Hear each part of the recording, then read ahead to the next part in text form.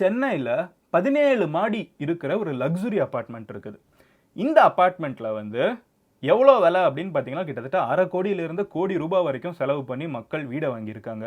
எல்லாரும் middle class இஎம்ஐயை போட்டு வாழ்க்கை ஃபுல்லாக 15 வருஷம் 30 வருஷம்னு நான் வந்து இஎம்ஐ கட்டுறேன், என் சம்பளத்தில் நான் ஒரு போர்ஷனை கட்டுறேன்னு சொல்லிட்டு வந்து சைன் போட்டு இஎம்ஐயில் வீடு வாங்கியிருக்காங்க. இந்த வீடை வாங்கினதுக்கப்புறம் வாங்கி கொஞ்சம் வருஷத்துலேயே கொஞ்சம் கொஞ்சமாக சீலிங் வந்து இடிஞ்சு கீழே விழுக ஆரம்பிக்குது.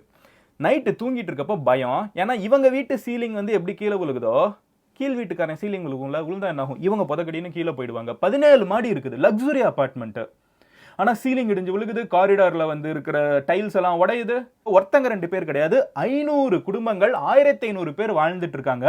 அப்பார்ட்மெண்ட்ஸே வந்து சேஃப்டியாக இருக்கா இல்லையாங்கிற பயத்தோட டெய்லி வாழ்ந்துட்டு இருக்காங்க. அதில் ஒருத்தங்க நியூஸ் மினிட்க்கு இன்டர்வியூ கொடுக்குறப்ப சொல்கிறாங்க, எனக்கு இது கிராக் ஆகுறது உடையிறதெல்லாம் தாண்டி எந்நேரமும் என்னன்னாலும் ஆயிடுங்கிற ஒரு மென்டல் பயம் இருக்குல்ல, அதுவே இருக்கிறதுலே பயங்கரமான பயமாக இருக்குது. எங்கள் எப்போவுமே ஒரு சூட் கேஸில் வந்து ரேஷன் கார்டு, அப்புறம் ஒரு 4-5 துணி, கொஞ்சம் காசை வச்சுருக்கோம். எப்போவாவது பில்டிங் இருந்துச்சுன்னா உடனே இதை மட்டும் எடுத்துகிட்டு ஓடிடணும்னு நினச்சி வாழ்ந்துட்டு இருக்கோம். இமீடியட்டாக கொஞ்ச நாளுக்கு நாங்கள் இன்னொரு வீட்டுக்கு போகணும்னா கூட ரெண்ட் கொடுக்க முடியல. ஆல்ரெடி இதுக்கே நாங்கள் 40,000 50,000 இஎம்ஐ கட்டிட்டு இருக்கோம்னு சொல்லிட்டு சென்னையில் அப்பார்ட்மெண்ட்ஸ் வாழ்கிறவங்க வாங்கி ஒரு ஃபேமிலியில் 500 ஃபேமிலிஸ் 1500 பேர் கஷ்டப்பட்டுட்டு இருக்காங்க. அங்கே என்ன நடந்துட்டு இருக்குங்கிறத இன்னைக்கு நம்ம பேச போகிறோம். இதை வந்து மெயின் ஸ்ட்ரீம் மீடியா என்ன மாதிரி இப்படி ஒரு விஷயம் சொல்கிற பெருசாக பேசலான்னு கேட்டிங்கன்னா பேச மாட்டாங்க. ஏன்னா கன்ஸ்ட்ரக்ஷன் கம்பெனி ஒரு பில்டிங்காக பண்ண போகிறோம், ஊரில் அத்தனை பண்ண போகிறோம், அவனே போய் அட்வர்டைஸ்மெண்ட் கொடுப்பான். அப்போ அவங்க வந்து எப்படி இதெல்லாம் பேசுவாங்க, பேச மாட்டாங்க. ஆனால் நம்ம பேசுவோம். நேத்திக்கு கமல்ஹாசன் அவர்கள் வந்து ட்வீட் பண்ணியிருந்தாங்க மக்கள் நீதி மையத்திலிருந்து. அதே மாதிரி பார்த்தீங்கன்னா டைம்ஸ் ஆஃப் இந்தியாவில் ஒரு ஆர்டிக்கல், இந்தியன் எக்ஸ்பிரஸில் ஒரு ஆர்டிக்கல், நியூஸ் மினிட்ல ஒரு ஆர்டிக்கல். ஏன் இதை சொல்கிறேன்னா இவங்கெல்லாம் போல்டாக இதை ரிப்போர்ட் பண்ணியிருக்காங்க. நம்மளும் இதை பேசுவோம். நீங்கள் எனக்கு வலு சேர்க்கணும் அப்படின்னு நினச்சிங்கன்னா நீங்கள் சப்ஸ்கிரைப் பண்ணுங்கள். உங்களுக்கு அது ஒரு ஃப்ரீயான விஷயம். பட் எனக்கு இத்தனை பேரோட ஸ்ட்ரென்த் இருக்குங்கிறப்போ இன்னும் நம்ம நிறைய விஷயங்களை பேச முடியும். இந்த ஒரு வீடு வாங்கணும்னு அப்பார்ட்மெண்ட்ஸில் வாங்குகிறோம். பட் வாங்குறப்போ அதில் என்னென்ன பிரச்சனைகள் இருக்குது, எப்படி பிரச்சனையை ஃபேஸ் பண்ணுறாங்கன்னு ஒரு லைவ் கேஸ் ஸ்டடி சென்னையில் நடந்துட்டு இருக்குது. ஸோ அந்த 17 மாடி லக்ஸுரி அப்பார்ட்மெண்ட்டில் நடக்கிற பிரச்சனை என்னங்கிறத பேச ஆரம்பிப்போம். Hello everyone, Madan Gowri and hello my dear MG squad.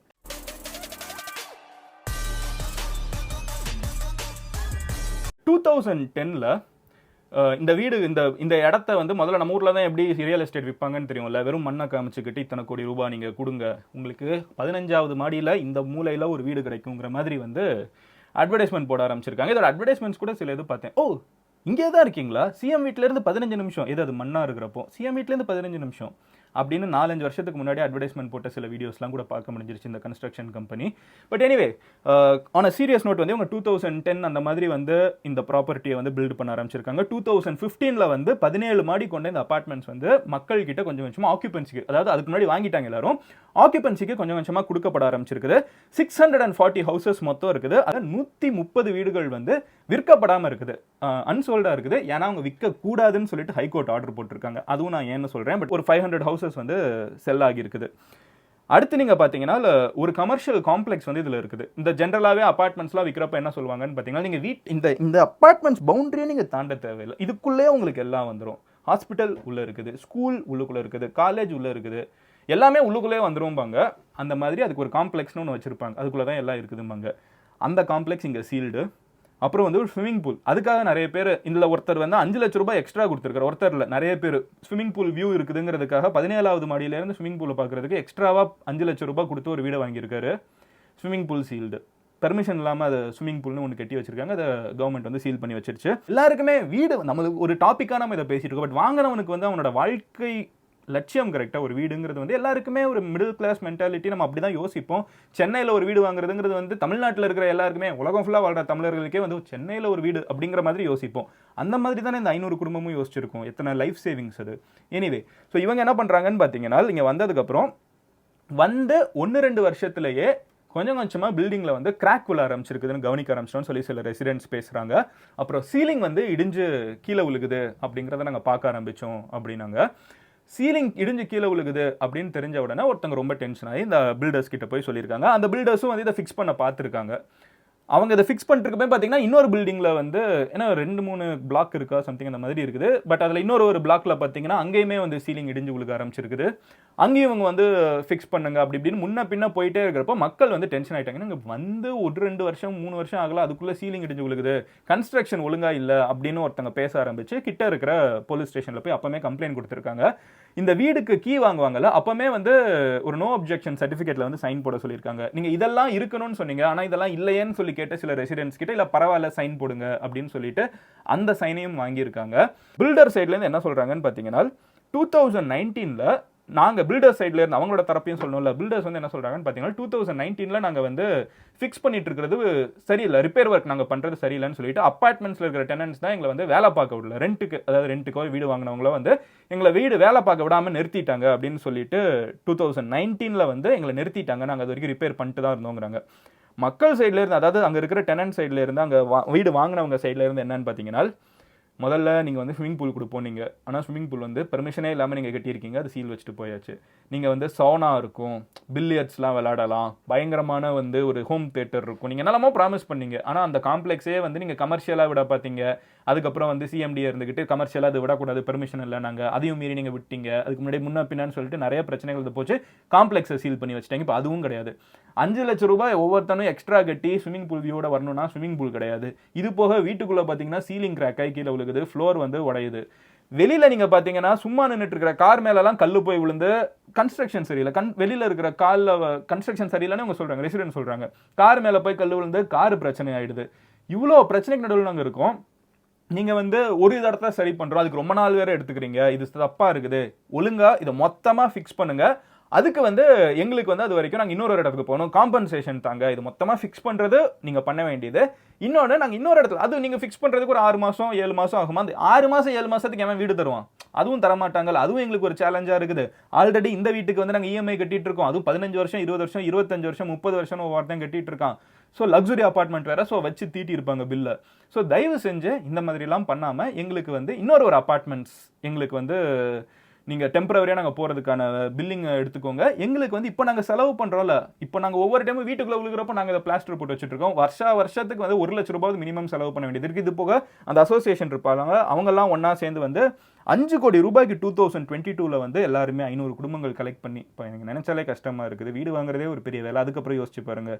5 கோடி ரூபாய் வந்து அவங்க கலெக்ட் பண்ணி நாங்கள் வந்து நிறைய பில்லரு அதெல்லாம் வந்து நாங்கள் சரி பண்ண ஆரம்பித்தோம் அப்படிங்கிறாங்க. இது எதையுமே வந்து கன்ஸ்ட்ரக்ஷன் கம்பெனி வந்து எடுத்துக்க மாட்டேன்ட்டாங்க, ஏன்னா வித்துட்டாங்க, அது உங்களோடதுன்ட்டாங்க. இதுக்கு நடுவில் தான் வந்து அவங்க கேஸ் போடுறாங்க. கேஸ் வந்து ஹியரிங் வரப்போ மெட்ராஸ் ஹைகோர்ட் இருந்துக்கிட்டு பில்டர்ஸ் வந்து குவாலிட்டியான வீடு செஞ்சிருக்காங்களாங்கிறதுல சந்தேகம் இருக்குங்கிறதுனால 130 வீடை வந்து நீங்கள் இதுக்குமே செல் பண்ணக்கூடாது அப்படின்னு சொல்லிட்டு பார் பண்ணி வச்சுட்டாங்க. இது வரைக்கும் செல் பண்ண விடுங்க, இனிமேல் நீங்கள் செல் பண்ணக்கூடாதுன்னு. அதே அப்பார்ட்மெண்ட்ஸில் யோசிச்சு பாருங்க, நீங்கள் ஒரு வீட்டில் இருக்கீங்க, நீங்கள் இருக்கிற மாதிரியே வீட்டில் இருக்கிற இன்னொரு வீடு வந்து குவாலிட்டி கிடையாது, விற்கக்கூடாதுன்னு சொல்லி கவர்மெண்ட் ரூல் போட்டால் உங்கள் வீடு இப்போ இப்படி இருந்தால் இப்படி இருக்கும், கோர்ட் இப்படி சொல்லிச்சுன்னா இதுதான் அங்கே இருக்கிற நிலைமை.